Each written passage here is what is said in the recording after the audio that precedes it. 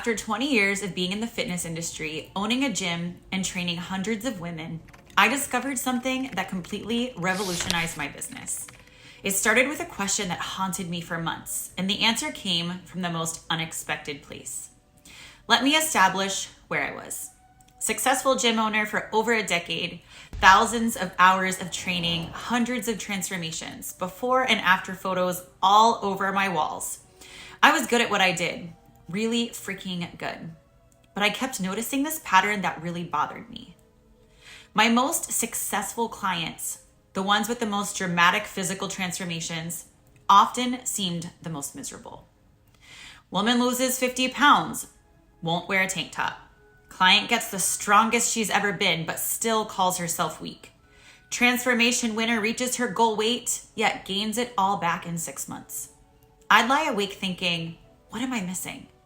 I'm giving them meal plans, workout routines, accountability, all of my knowledge, everything that they need. Why weren't they happy? Then something happened in my personal life that gave me the answer I never saw coming. My marriage was falling apart. 20 years of the same patterns, the same fights, the same walls. I was at my breaking point, so I did something I hadn't done consistently in years. I went back to church. Not because someone told me to, but because I literally didn't know what else to do. In January of 2024, I committed to this thing called a Daniel fast. 21 days of prayer and specific eating. As a fitness professional, I thought, great, another nutrition experiment. But they also had Monday night worship and prayer meetings. I started going by myself, asking for guidance, strength, and honesty on my knees, miracles. Then I joined this program called Freedom. It was a 12-week program dealing with trauma, shame, guilt, unforgiveness, and all the baggage that we carry around. I'm sitting in a room with 10 to 12 women every week. Every conversation somehow comes back to their bodies. I'm ashamed of how I look. I hate myself for eating that. I can't even look in the mirror. I feel disgusting in my own skin. And that's when lightning struck. These women were doing deep spiritual and emotional work, but nobody was connecting it to their physical health. I realized I'd been treating symptoms my entire career, not the root causes. Here's what hit me. The fitness industry has it backwards. We teach women that their bodies are problems to fix instead of temples to honor. We focus on what's wrong instead of stewarding what is right. We create shame-based motivation instead of identity-based transformation. But what if I took everything I knew about physical transformation and combined it with the spiritual and emotional healing I was personally experiencing? What if fitness was worship instead of punishment? What if community was about genuine sisterhood instead of just accountability partners? What if we addressed the heart and soul, not just the body? I had a zero business plan for this. It went against everything I had been taught about fitness marketing.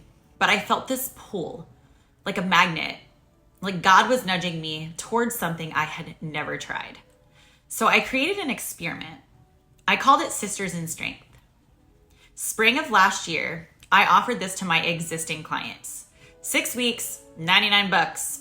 I had no curriculum. I literally used ChatGPT to help me figure out how to weave scripture into workouts because I felt so unqualified. I thought maybe 5-10 people would sign up. 19 women joined immediately. But here's what was different from any other program that I had run. Week 1, women were crying during our discussions, real tears about real pain that they'd never shared. Week 3, they're asking if we could keep meeting even after these 6 weeks were up. Week 6, nobody wants it to end.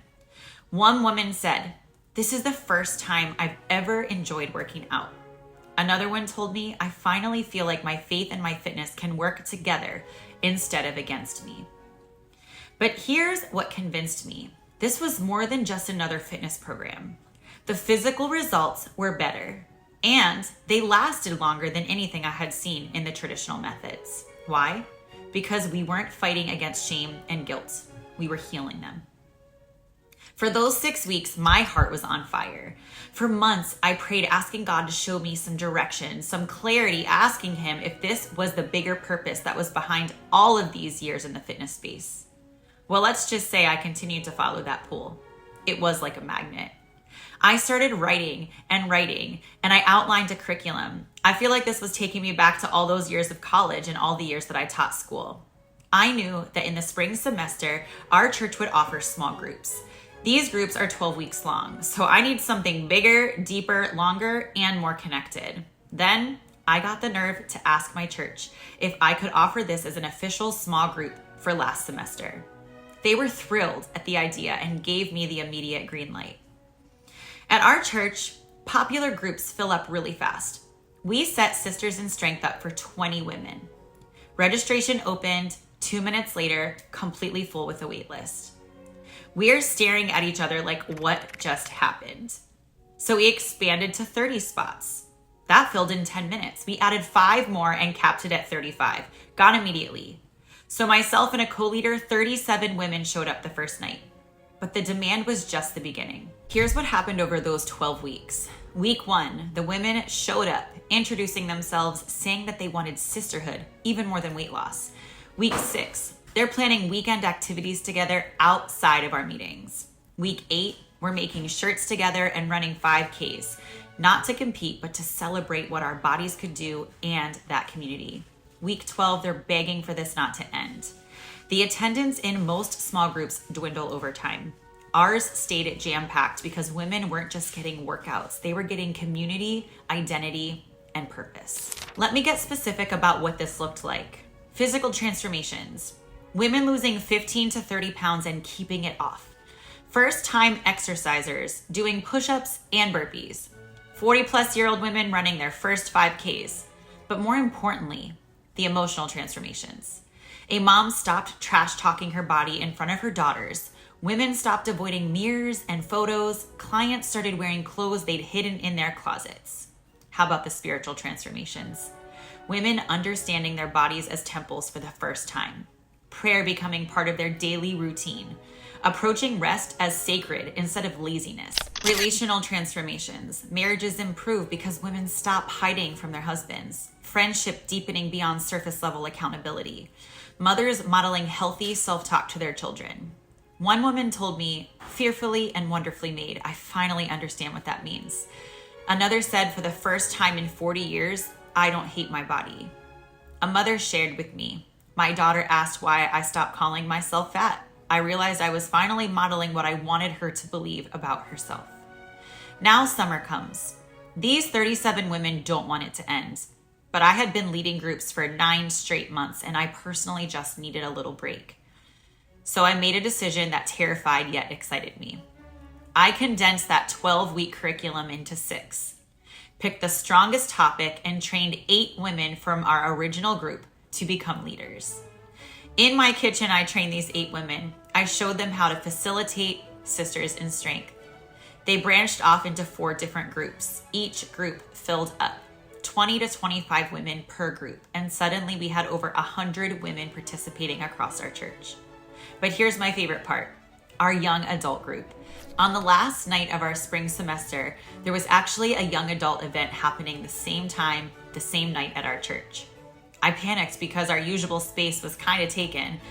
The young adult director walks right up to me and introduces herself. She asked about our group and why we were there. I briefly explained, and we quickly made arrangements to all be able to use the space. She also said to me that it was amazing and she loved working out and she would love to offer this to their young adults. Now we have Saturday morning sessions specifically for 18 to 29-year-olds. Watching these young women learn to honor their bodies before they develop decades of shame. Wow, pure gold. Now, here's what this did to my business. I thought adding faith would limit my audience. Instead, it's expanded everything. Churches from other cities are calling. How can we bring this to our community? Women are driving 45 minutes to participate because nothing like this exists near them. Pastors are telling me they've never seen women transform like this in a small group. But more importantly, my retention rates went through the roof. Women who might quit after 6 weeks are staying now for years. My referrals exploded. Happy clients don't just recommend you, they bring their sisters, daughters, and friends. My purpose became crystal clear. I'm not just changing bodies, I'm changing lives, families, communities, generations. And here's the business lesson that shocked me. When you solve the real problem instead of just the surface problem, everything else becomes easier. The real problem wasn't that women needed better workout plans or better nutrition plans. The real problem was that they needed to heal the relationship with their own bodies. When you can address the root cause, the symptoms, the weight, the fitness, the health takes care of themselves. So, if you're a fitness professional watching this and thinking something's missing from what you're offering, you're right. If you're a woman who's tired of trying every program, nothing sticks long term, it's not your fault. If you're a church leader thinking our women need this, they do. Here's what I want you to try this week. Before any physical activity, pause and ask, am I doing this from shame or from stewardship? If it's shame, I hate my body, I need to fix it. Pause and thank God for what your body can do instead. If it's stewardship, I want to honor this temple God gave me. Proceed with gratitude. Tell me in the comments what you would change in your business, your health, or your life if you address the root cause instead of just the symptoms. And if you're thinking, Jamie, I need to learn more about this approach, stick around. Because what started as a desperate attempt to save my marriage became a business model that's changing everything I thought I knew about transformation. Your body isn't your enemy. It is your temple. And it's time the fitness industry started treating it like one.